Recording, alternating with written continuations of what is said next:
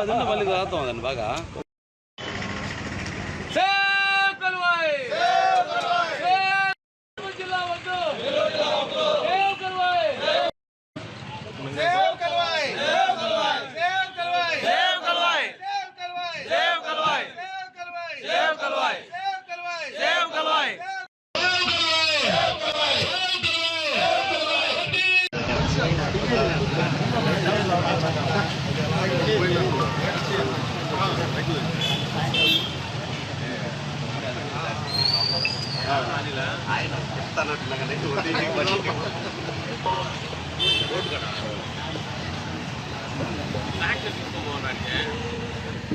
JAC ఆధ్వర్యంలో జరుగుతున్న relay నిరాహార దీక్షకి 16వ రోజు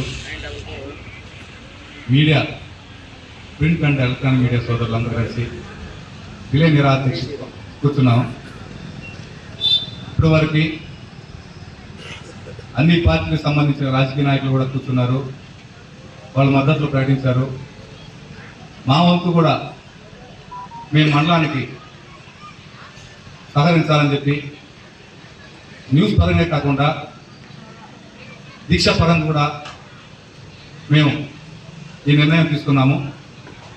అయితే ప్రభుత్వం ఇప్పటికైనా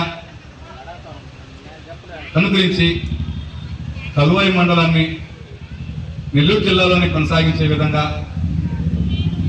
గూడు డివిజన్ నుంచి కాకుండా ఆత్మకూరు డివిజన్లోనే కొనసాగించాలని కోరుకుంటున్నాము.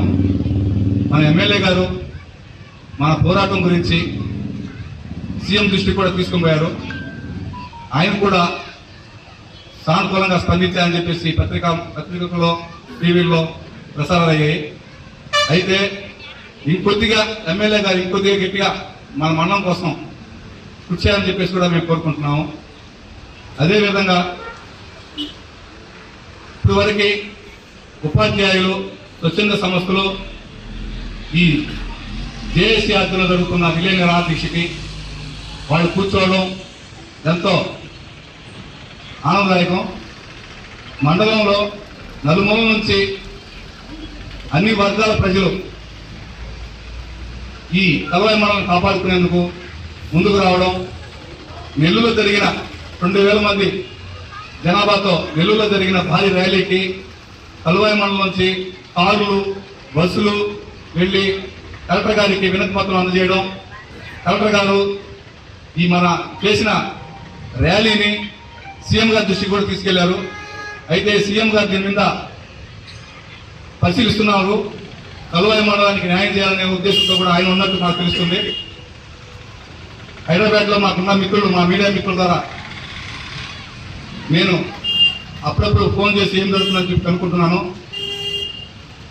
కలువాయి మండలానికి న్యాయం జరుగుతుందని చెప్పేసి వాళ్ళు కూడా చెప్తున్నారు. మిగతా మండలాల గురించి అయితే నేను ప్రస్తావించలేదు.